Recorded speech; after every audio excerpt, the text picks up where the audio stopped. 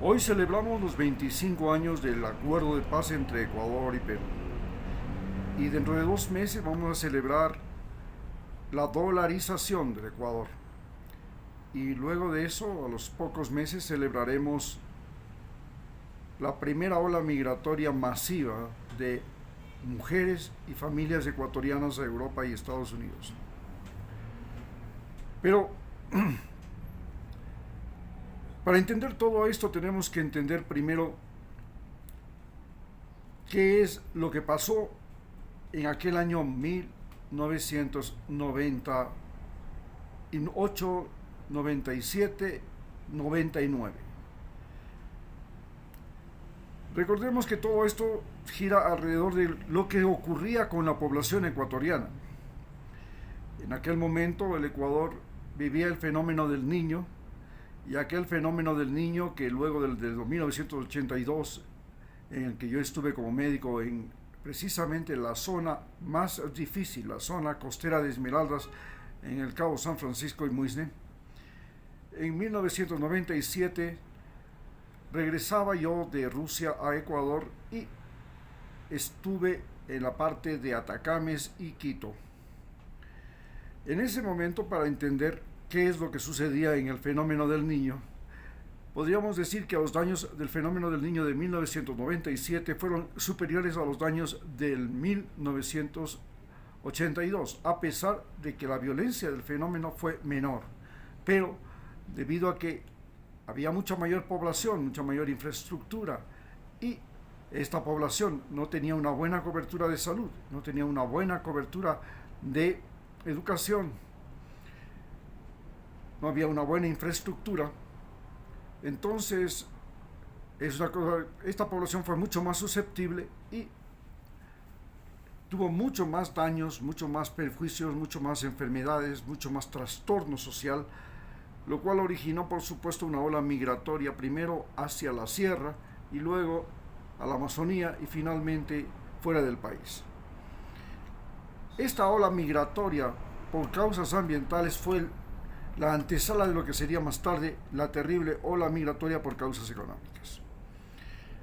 Pero las causas económicas entonces que generaron el fenómeno del niño fueron que, primero, a nivel mundial el precio del petróleo había caído. En el caso mío, yo estaba en ese momento en Rusia y tenía una empresa que vendía plantas medicinales y flores en Moscú y para toda Rusia, una distribuidora de flores y plantas medicinales en la misma Universidad Lomonosov.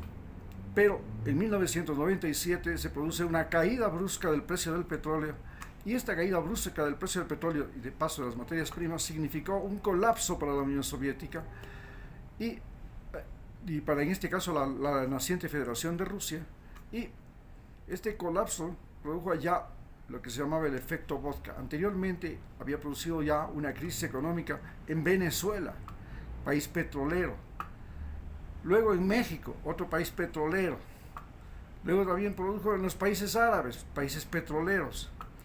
Y este colapso económico producido por la caída brusca del precio del petróleo a $8 el barril también afectó a Ecuador, sumado al fenómeno del niño, que significó que los productos de exportación, que en su mayoría estaban en la costa, hablamos de pesca, camarón y cacao, banano, entonces el Ecuador quedó sin exportaciones, y lo poco que exportaba en petróleo no servía ni para pagar los servidores públicos. Estamos hablando de profesores, militares, policías, servidores públicos, etcétera, etcétera.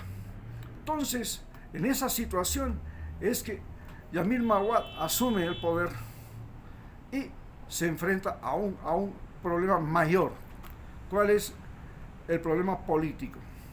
El problema político era que Ecuador, desde 1986, en que sube Abdalá Bucaram al poder, había tenido gobiernos que habían creado gran problema, comenzando con el de Sixto Durán Ballén, que trajo el neoliberalismo de retorno con Dajic, que ahora pretende ser el asesor de Noboa, como cabeza de esta corriente de los Chicago Boys, de los neoliberales, que procuraban reducir el tamaño del Estado y privatizarlo todo. Entonces, Esto, el Yamil Maguad pretendió privatizar el seguro, empezando por el seguro social campesino, lo cual fue el comienzo de las protestas en el gobierno de Sixto Ramayén. Más tarde llega Abdalá Bucaram al poder y se le ocurre que, como el sucre comenzó ya una carrera inflacionaria, se le ocurre que va a ser la paridad cambiaria del sucre al dólar, con Domingo Cavallo como consejero, y se le ocurre hacer eso, y para eso también se le ocurre suprimir el subsidio del gas. Por consecuencia, el pueblo protesta y lo tumba a los 6 meses. Enseguida sube Alarcón al poder. Primero subió la vicepresidenta, estuvo unas horas, siguió Alarcón, que era el presidente de la Asamblea Nacional, del Congreso en ese momento, se llamaba Congreso. Y este señor se le ocurre entonces, ya desde la época de la guerra del CENEPA, Ecuador entró en una negociación con el Perú por el asunto de la paz. En el CENEPA el Ecuador tuvo una victoria militar, pero desde la guerra del CENEPA hasta con la firma del tratado entre Ecuador y Perú en 1999, el asunto era que el Perú se había armado, se había convertido en la segunda potencia militar más fuerte del continente después de Brasil. Tenía un armamento militar y amenazaba con una nueva invasión en el momento en que sube el presidente Yamil Maguad al poder. Entonces esta nueva invasión ya no era solamente ir a pelear en Paquisha o en Cenepa o en el Tiwinza, era bloquear los puertos petroleros, los puertos comerciales como Guayaquil, Manta y el puerto petrolero de Esmeraldas. Con eso, si bloqueaban el puerto petrolero de Esmeraldas, estábamos fregados, porque la única fuente, la única luz que nos alumbraba en ese momento al Ecuador era el petróleo a 8 miserables dólares y solo 300,000 barriles diarios de petróleo. Como consecuencia, se le ocurrió entonces a Yamil Maguad que había que dolarizar. Esta idea de dolarizar ya corría en el cerebro de la gente, porque la gente perdió la confianza en la moneda. ¿Y por qué pierde la confianza en la moneda? Porque evidentemente una moneda que representa confianza, y en el momento en que la gente ya no cree en esa moneda, como está pasando ahora al peso argentino, como le pasa al bolívar en Venezuela, le pasó al sucre. Nadie quería tener sucres, todo el mundo corría a cambiarlo, pero tenían después. Esto fue posible, y este cambio y este juego y este cambio y recambio de la moneda fue posible porque en la Constitución de 1997 se les ocurre que los banqueros podían autoprestarse el dinero, y entonces los banqueros comienzan a hacer lo que se llamaba el bicicletazo. Compraban todos los dólares que había en el mercado y a su vez vendían todos los dólares que podían a la gente, pero sacaban esos dólares inmediatamente a paraísos fiscales. La gente también hacía lo mismo. No querían tener sucres, compraban inmediatamente dólares, y si no compraban dólares iban a comprar carros, iban a comprar casas, iban a comprar cosas a crédito. ¿Por qué? Porque se firmaba el contrato de la compra de una refrigeradora a crédito por tal valor, y resulta que después, como el sucre se devaluaba, ya no pagaba nada prácticamente por el auto, ya no pagaba nada por la refrigeradora. Entonces todo el mundo quería comprar, porque las refrigeradoras y los autos se devaluaban de la noche al día, porque las refrigeradoras y los autos se vendían en sucres, pero en ese día se podía comprar. Al día siguiente ya valían otro precio, y al día siguiente ya valían otro precio, y al día siguiente ya valía otro precio. Entonces había que comprar el día anterior. Por esa razón se volvió una fiebre y aparecían autos nuevos por todas partes en plena ciudad. Pero al mismo tiempo, muchos ecuatorianos corrieron inmediatamente a sacar su plata fuera del país porque vaya a venir una incautación de dólares del gobierno, y por supuesto los banqueros hicieron lo mismo. Ante esta situación, el gobierno justamente hizo un feriado bancario y prohibió la salida del dinero, prohibió sacar los depósitos. Esto se prolongó y se prolongó hasta que la gente entró en desesperación, en pánico, y se produjo el fin de la moneda del sucre. Así desapareció el sucre. A su vez, Yamil Maguad, que había llegado al poder gracias al financiamiento de los banqueros, porque tenían que enfrentarse al hombre más rico del Ecuador, como ahorita tuvo que enfrentarse Luisa González con el hombre más rico del Ecuador, el hijo de Álvaro Noboa. Entonces, este mismo fenómeno se presentó en ese momento. El hombre más rico del Ecuador, Álvaro Noboa, quería ser presidente y tenía la cantidad de dinero que le daba la gana, porque él tenía dólares, había inflación, era el hombre más rico, había multiplicado, él recibía dólares, él no vendía en sucres, él vendía en dólares el banano. Entonces tenía gran cantidad de dinero y quería ser presidente del Ecuador, quería ser el propietario del Ecuador. Ya no quería ser solo el propietario de la empresa Noboa, sino que quería ser propietario de todo el Ecuador. Y claro, para frenar esto, además era banquero, tenía el Banco del Austro.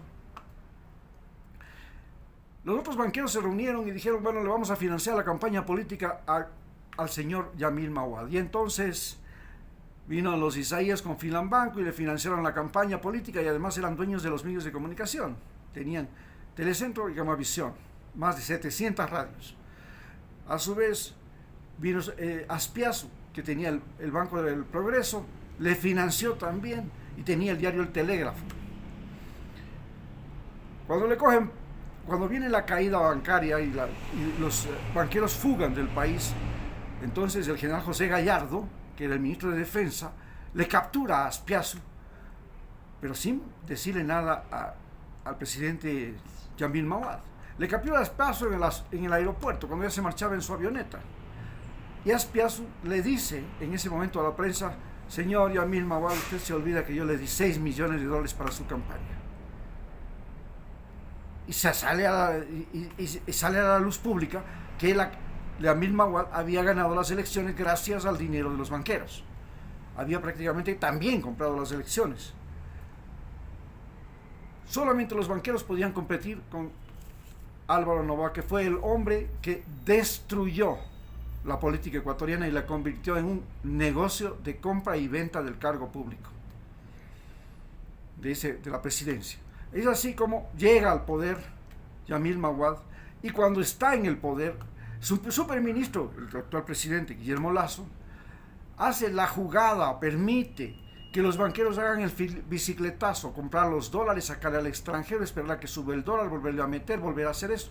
Pero además, los bancos llegan a pagar hasta 300% de interés a las personas que depositaban dinero en las cuentas. Eso era una locura. Entonces la gente vendía su casa para ir a poner el dinero en el banco, porque con los intereses que pagaba el banco, ya tenía un sueldo, ya no necesitaba trabajar. Pero los banqueros sabían que esto era solamente el día en que usted depositaba el dinero. Al día siguiente ya su dinero valía menos, al día siguiente ya valía menos, y al día siguiente ya valía nada, y al día siguiente estaba fregado. Y entonces usted había depositado la plata, usted vendió sus bienes, el banco cogió ese dinero, cogió esos bienes, los convirtió en dinero y compró dólares.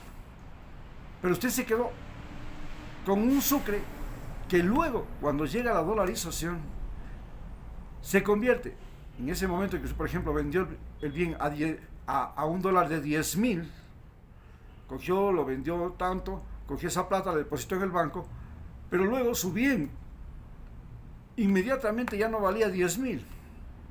Ese dinero que usted depositó en el banco ya no eran 10.000 sucres. Ese dinero era apenas 2.500 sucres. ¿Por qué? Porque la moneda subió el cambio a 25.000 sucres por dólar. O sea, usted perdió más del 75% del valor de su dinero. Esto enloqueció a la gente. Imagínese, usted cogía un salario, una pensión de jubilado, con la que al día siguiente ya no podía comprar el desayuno. Y al día siguiente ya no podía comprar ni la canasta para el desayuno, ni la bolsa. Terrible. No podía pagar el agua, no podía pagar la luz. Porque la luz subía, pero no subían los salarios. Eso fue terrible. Ese fue la debacle que produjo la dolarización. Pero, gracias a la dolarización, el Ecuador logró estabilidad económica. ¿Qué significaba eso? Que por favor, desde ahora, los bienes que yo tengo valen tanto, y no es el presidente y el capricho del presidente y el capricho del Banco Central el que dice cuánto vale mi bien, sino que ya mi bien vale tanto y es en dólares. Lo mismo pasa con el trabajo. Venía el presidente y decía, bueno, el trabajo de un empleado público, de un policía, de un militar, vale tanto. Este mes, al próximo mes, vale la mitad. ¿Cómo es eso? Decía el presidente y el gobierno de turno ponían el precio a su trabajo. Ahora ya no hay cómo devaluar el precio del trabajo, ya no hay cómo devaluar los salarios. Entonces, como es dólar, ya no se puede devaluar los salarios. Entonces, ahí es donde se logró salir de este drama que vive ahora Nicaragua, el drama que vive Venezuela y el drama que vive Argentina, el drama de la inflación. ¿Por qué? Porque el Banco Central, para poder pagar los sueldos públicos, engañaba a todo el país, fabricaba billetes sin respaldo. Entonces esos billetes salían a la calle, había un montón de billetes. Pero, oiga, ¿estos billetes de dónde salieron? Ah, no, una máquina los fabricó. O sea que no salieron de la compra y venta de un producto. No. Salió de una fábrica. Ah, caray. Y ahí fue cuando se produjo la inflación, la locura, la demencia de la crisis. Esta crisis fue tan terrible que produjo la primera migración de mujeres masivamente de Ecuador. Hoy estamos viviendo una crisis que es mucho más complicada. ¿Por qué es mucho más complicada? Primero porque la población de Ecuador ya no es la población de 1999. Estábamos hablando de 10 millones, 11 millones de habitantes. Estamos hablando de 17 millones de habitantes. Segundo, la población, se produce una pandemia primero, y ese es un colapso económico. Quiebran masivamente, pero mueren además muchas personas.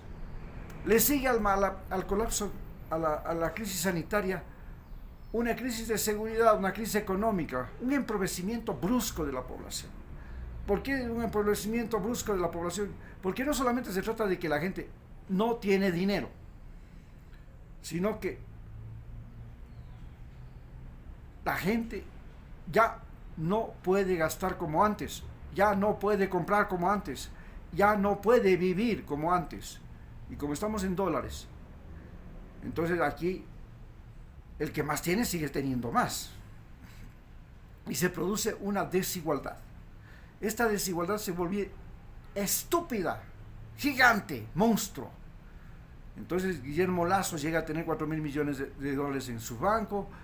El otro que está ahora tiene como 3.000 millones en su banco, que acaba de ganar las elecciones. Cualquier persona, cualquier empresario, cualquier industrial tiene millones por mano, pero en dólares, estamos hablando de dólares. Pero a su vez, los estudiantes que salen de los colegios, escuelas y universidades no tienen trabajo. Entonces, ¿qué diablos hacen con su vida? ¿A qué se la dedican? Y viene el negocio de la cocaína. Resulta que la cocaína sube de precio en el mundo. Es maravilloso. Es el nuevo oro de América Latina, es el nuevo oro de los Andes. Y claro, igual que sucedió cuando los conquistadores españoles vinieron acá y estaban locos por el oro, igual que sucedió cuando los colonos norteamericanos llegaron a los Estados Unidos y estaban locos por la tierra, igual que los que estaban locos por la plata en Bolivia, hoy la gente está loca por la cocaína. ¿Y por qué la cocaína enloquece a la gente y enloquece a los países y cambia la política y nos convierte y nos llena de delincuentes, de violentos, de asesinos, de sicarios, de cárceles, de matanzas, porque sencillamente Estados Unidos no logra controlar el precio de la cocaína? Y si no logra controlar el precio de la cocaína, no puede hacer nada. Si la cocaína sigue valiendo tanto, va a seguir siendo oro. Y si no la produce Ecuador, la producirá otro país. Si no la produce otro país, la producirá el otro. Y si no la produce el otro, la producirá el otro. Y si no es un narcotraficante, será el otro. Y si no, y si le matan a un narcotraficante, ¿por qué? Porque, señores, Ahí está el problema, el precio de la cocaína y la demanda de la cocaína. ¿Por qué los norteamericanos necesitan de tanta cocaína? ¿Por qué los europeos necesitan de tanta cocaína? ¿Por qué diablos no necesitan de otra cosa? Y este es el gran problema que nos enfrentamos en este momento. Tenemos que destinar gran parte de nuestros recursos económicos a alimentar a todos esos delincuentes que caen presos en las cárceles y que ahora son, en el caso de El Salvador, 50,000, y seguramente en el Ecuador ya vamos a llegar a los 100,000. Cada uno de esos presos le cuesta más que un estudiante universitario. Hay que dar alimentación, vestuario, médico, atención, cárcel, agua, luz, etcétera, etcétera, todo. Y no produce nada. Pero a su vez tenemos que multiplicar la fuerza pública, el ejército, la policía. Y resulta que la policía tampoco produce. El ejército tampoco produce. No siembran, no cosechan, no fabrican, no hacen nada. ¿Qué es lo que hacen ellos? Cuidar nuestra seguridad. Sí, pero cuidar nuestra seguridad es un problema. Si usted paga a un guardia para que le cuide y usted no tiene plata para que le cuide para ese guardia, usted está fregado, porque ese guardia finalmente le va a decir, bueno, usted tiene que pagarme, ¿no? Y si no me paga, vea, ese perro o ese cuadro o ese carro es mío, págueme con ese carro. Y como él tiene la pistola, ¿a usted qué le queda? Lo mismo le pasa al Ecuador. Está fabricando un montón de policías y un montón de militares. Tenemos que mantenerles, tenemos que equiparles, tenemos que eso. Y esto no le cuesta a Estados Unidos, eso le cuesta a nosotros. Y nuestros policías, ¿qué hacen? Lo único que hacen es evitar que la droga llegue a los Estados Unidos. Pero a Estados Unidos no le cuesta nada. No le cuesta nada que nosotros gastemos, que nosotros produzcamos. Entonces, ¿qué terminamos haciendo?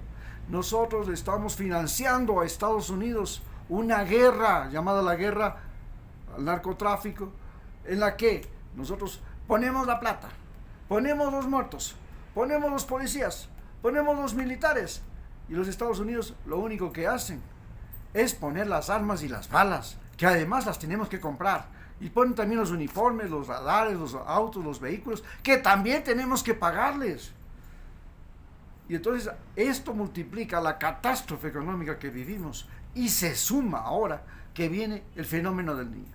Y el fenómeno del niño ya vimos que en 1997 terminó destrozando al país política, económica y ambientalmente. Recuerden que lo más importante cuando tenemos una política ambiental es que el país tenga la capacidad de resistir el daño, porque los daños ambientales, como el fenómeno del niño, todo depende de la fuerza y del tiempo.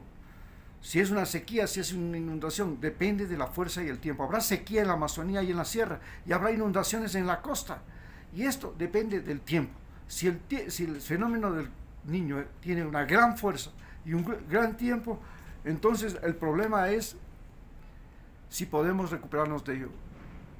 Si no tenemos capacidad de recuperación, se llama de resiliencia, estamos fregados. Tuvimos el problema, por ejemplo, económico. Estamos viviendo el problema económico. En el problema económico, ¿qué es lo más importante? El dinero. ¿Y el dinero de dónde viene? Mire, el dinero viene o tiene que ver primero con la salud de la población. Si usted tiene una población enferma, que no puede trabajar, vieja, o de muchos estudiantes o de muchos militares que no producen, resulta que usted tiene una carga que es feroz, y ese es un gran problema para el país. Y en segundo lugar, depende también de la educación. Si usted tiene una población analfabeta, bruta, que no sirve para nada, que lo único que pueden aprender es cómo jalar gatillo, que es lo más fácil, y tirar a matar, cómo matar, porque para aprender para matar es lo más fácil. Para matar, usted aprende a matar desde que es niño matando pulgas hasta cuando es viejo matando al vecino, porque para matar no hace falta ni siquiera estudiar. Usted simplemente aprende a usar una arma, se esconde y dispara, eso es todo. No se necesita estudiar. Entonces, el problema que tenemos es que la salud y a su vez la educación, si es una población mal educada, tonta, estúpida, que solo aprendió a obedecer y no a inventar, a crear, a deliberar, que no supo a través de la educación organizarse, crear organización social. Entonces, ¿usted qué tiene? Tiene adelante un problema de producción. No tiene buena producción, no produce. Si no produce, si no tiene que vender, cae el comercio. Si cae el comercio, usted está muerto. Entonces, en la economía, el dinero y el comercio son el centro del problema. Y en cambio en la política, ya vemos que en la política, pues, lo más importante desde el origen de la política es la violencia. Acordémonos que los incas nos conquistaron a garrote, que los españoles nos conquistaron a garrote, y que ahora estamos viviendo una guerra, la guerra del narcotráfico, y eso es garrote, eso es muerte, y estamos viviendo la violencia. Y entonces, en la violencia, en la política, lo que más importa es el orden y, a su vez, la organización social que exista. Si existe una sociedad mal organizada, donde hay, dentro de la misma sociedad, del mismo pueblo, del mismo barrio, gente que se odia, gente que se quiere matar, pobres y ricos, enfermos y sanos, locos y cuerdos, y todos entre ellos se quieren eliminar, tenemos una sociedad desorganizada, altamente desorganizada. Y esto significa gobierno. Si tenemos un gobernante malo, hemos sido tan estúpidos los ecuatorianos que no hemos aprendido que desde la independencia los terratenientes nos han jodido más y se han sido la mayor parte de veces dueños de este país. Los banqueros nos han jodido más y han sido la mayor parte de este país. Hoy pensamos que un adolescente prácticamente, un adolescente en la política, el nuevo presidente que es el más joven del mundo, este va a ser el que nos salve. Ya pasó por eso Roma, le puso a un Calígula que tenía a los 18 años, le puso a un Nerón a los 18 años, le puso a un Comodo a los 18 años. ¿Y qué terminó? Siendo un desastre para esos países, para esos imperios. La juventud es como el río que baja desde las montañas. Es cristalino, alegre, transparente, pero se da de boca contra las piedras. Y este señor que nos llega a gobernar en este momento, lo único que está haciendo es irse de boca contra las piedras. Y nosotros, los ecuatorianos, que hemos sido unos pendejos de la P a la S desde hace 200 años, porque no hemos podido tener estabilidad política. 200 gobiernos, 191 gobiernos en 200 años. 191 gobiernos en 200 años. 46 constituciones en 200 años. Estados Unidos tiene una. Y tiene 46 presidentes en 250 años. ¿Cómo diablos es que nosotros no podemos pararnos? Esto es lo que estamos viviendo en Ecuador. Muchas gracias.